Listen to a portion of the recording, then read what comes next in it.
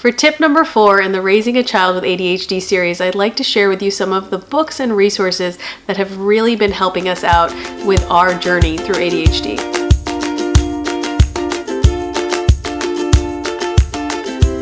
Hi everybody, welcome back to Project Happy Home. For those of you who don't know, I'm Tanya, an MD-JD turned stay-at-home homeschooling mom of 3 kids, ages 7, 4, and 2.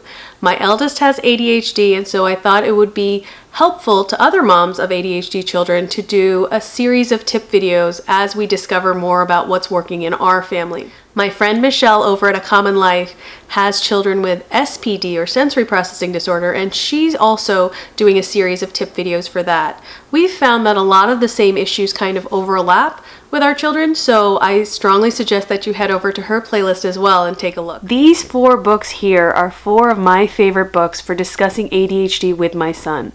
The first book that I'm going to talk about is No David by David Shannon. It won the Caldecott, and so many of you are probably aware of this book even without having seen it for ADHD or used it for ADHD.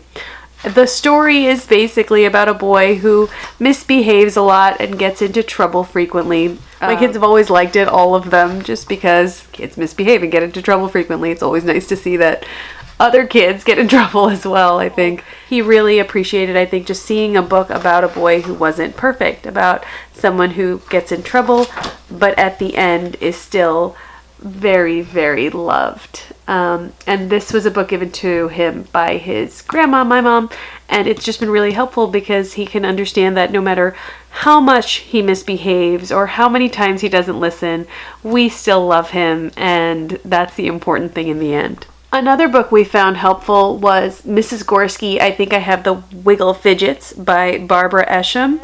You know, I like this book. I didn't love it, but it discusses a boy who is getting in trouble in school and realizes that he has to do something when his teacher sends a note home with his parents, and his dad discusses with his mom, he overhears his dad discussing with his mom that his dad also had the Wiggle Fidgets when he was little, and before the meeting, the boy decides to brainstorm a couple of things that might help him in class, and he presents all his ideas, like focus cards and a soundless timer, a little fidget for his hands, like a little squishy ball or something like that. So it was a good book.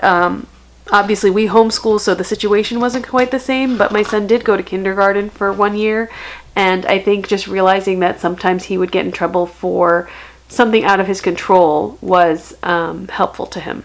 Another thing I really liked about this book was that the boy comes up with solutions on his own, and I think it's really empowering to let our children know that when they have difficulties interacting with their peers or interacting with their parents or following directions or staying on task, that they can come up with solutions that work for them, that their opinion does matter and perhaps matters more than anyone else's. So it's a good reminder to ask our kids, how can we help you? What do you think might work here? And sometimes I do ask my son, you know, like, this isn't working. This thing that I'm trying isn't working. What do you think might be better? And sometimes he has a really good idea, and sometimes he just needs to be asked. It kind of puts them back into the driver's seat, and it re-engages their prefrontal cortex, and they think more calmly about what they can do possibly to solve whatever problem or emotional storm they're in.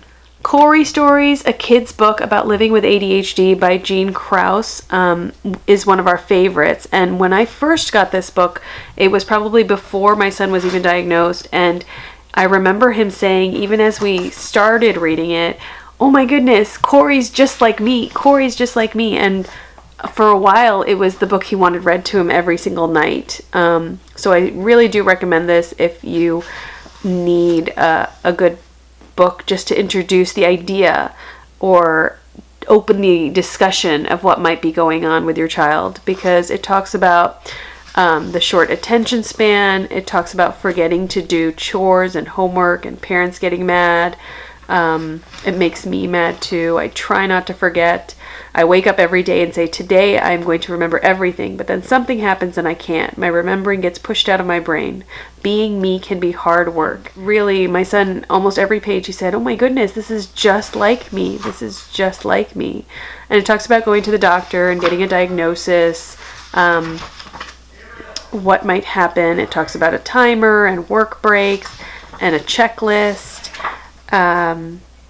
It talks about sticker charts and how to interact properly with people and personal space. This one is probably still my favorite of these books. It went through the process of realizing that you were different and being diagnosed and coming up with solutions in a very relatable way from a child's perspective. So I really do recommend this one, Corey Stories. Last but not least is Marvin's Monster Diary, ADHD Attacks, But I Rock It Big Time by Dr. Ron Melmed.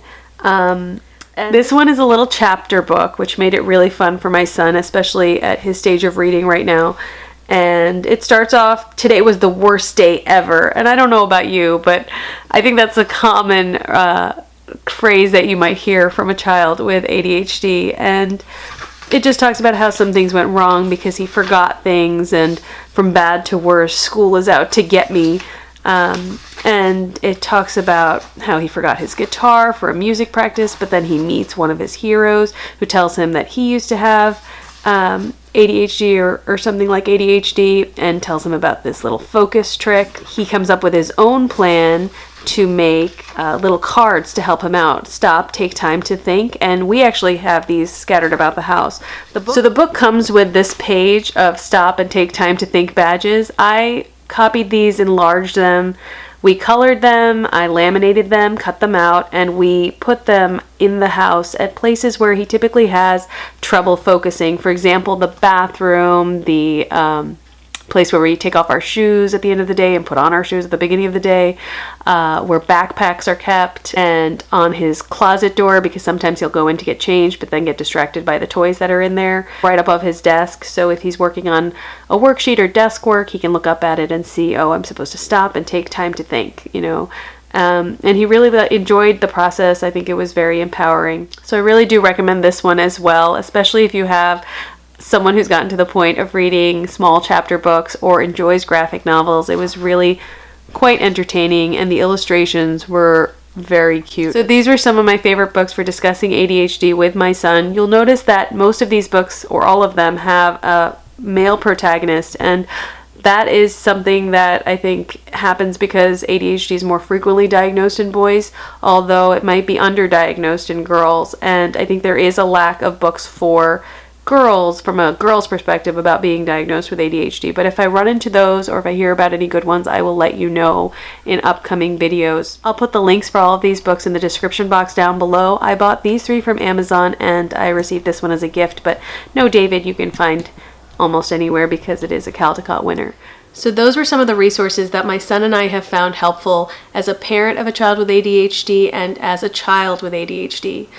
I'll link the ones that I can find down below to help you out, and if you have any questions about them, please ask me in the comments down below. I'd love to hear about what kind of resources you have found helpful in your own households and what types of books that your children have enjoyed in understanding more about themselves and how their brain works. If you like this video, please hit the thumbs up and don't forget to subscribe. As always, I wish you a wonderful day.